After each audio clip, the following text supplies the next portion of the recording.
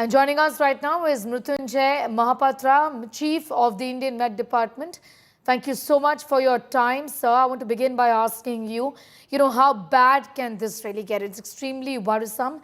As far as the pictures are concerned, wind speeds are extremely high. Tell us about what your assessment is. Yeah, so thank you. As predicted by IMD earlier, the cyclone has further intensified in today early morning. It lays a severe cyclone storm.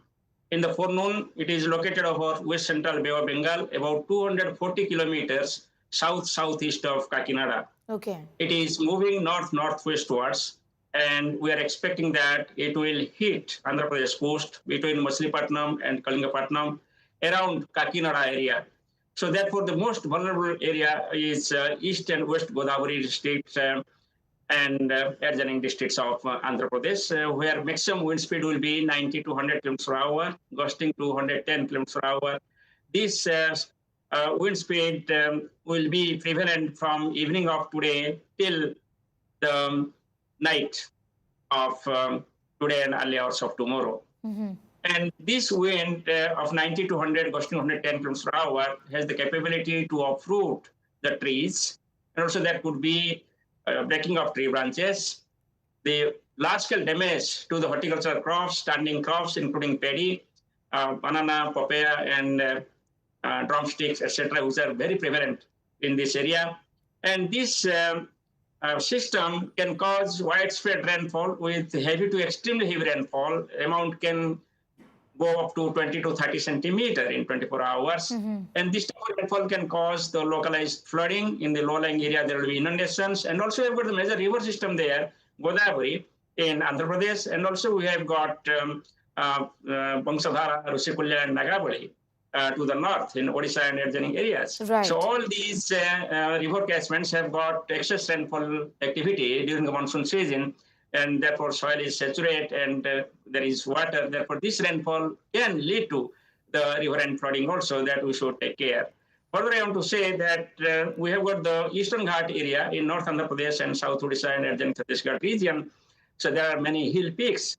So therefore, this rainfall activity can lead to the landslides in these areas. Localized landslides can be expected. Okay. And this area is also prone for landslides, mudslides, mud steep, and mud sinks, etc. We've got the major urban centers in this area, starting from Vijayawada, then we've got Visakhapatnam, we've got Parampur in Odisha. So all these are also expected to be affected by the heavy rainfall. The South Chhattisgarh, especially Jagdalpur district, Dantewada district, Narayanpur district, are expected to have also the effect of this cyclone. The wind speed maximum and rainfall maximum will be over Andhra Pradesh, followed by Odisha and South Chhattisgarh. We're expecting 90 to 100 wind speed, gusting 110 kilometers wind speed over Andhra Pradesh area, 60 to 70, gusting to 80 kilometers per hour over South Odisha and the South Chhattisgarh area. And this wind speed will be maximum from evening of today to early morning of tomorrow. Okay, that's what I wanted to ask you. How long would this last, as far as the worst is concerned, given that the landfall is expected at midnight?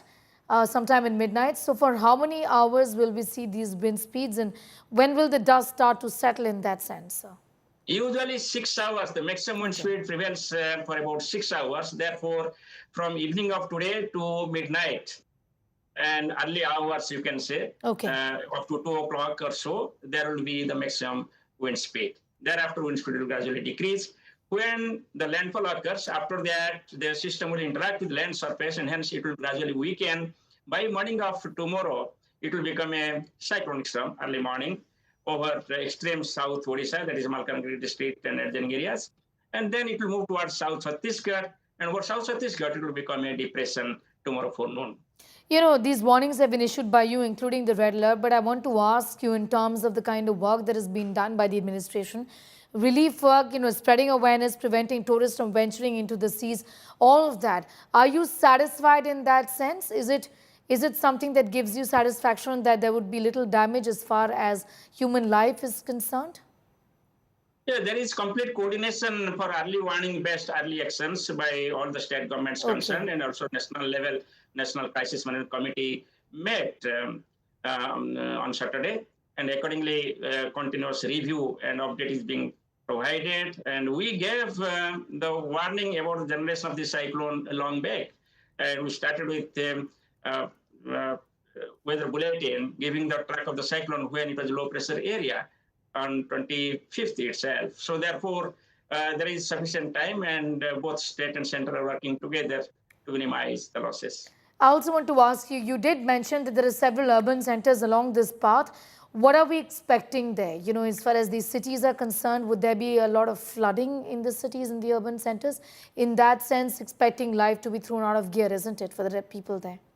Yes, especially in the urban centers, the slum areas, we have to take care, and low-lying areas we have to take care, because there will be low-lying flooding. There will be flooding in low-lying areas, and inundation will be there, and especially the coastal flooding. There will be a combination of the tidal waves and the fresh water and the water released from the rivers.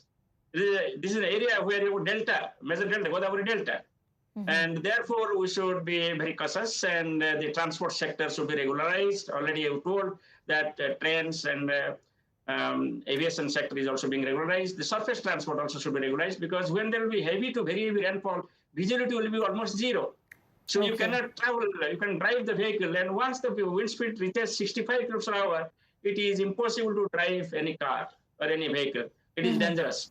So therefore, we advise that there should be complete regulation or the suspension of the movement of the vehicles during this cyclone landfall time.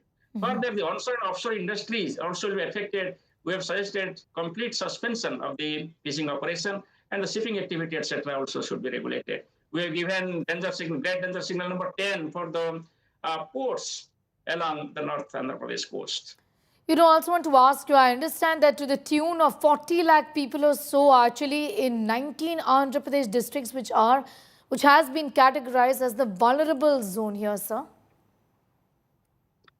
Yeah, there will be different types of vulnerability. The area where it is making landfall, that is around Kakinada area, there will be the maximum adverse impact in terms of the storm surge, in terms of the strong wind, in terms of the heavy to extremely heavy rainfall.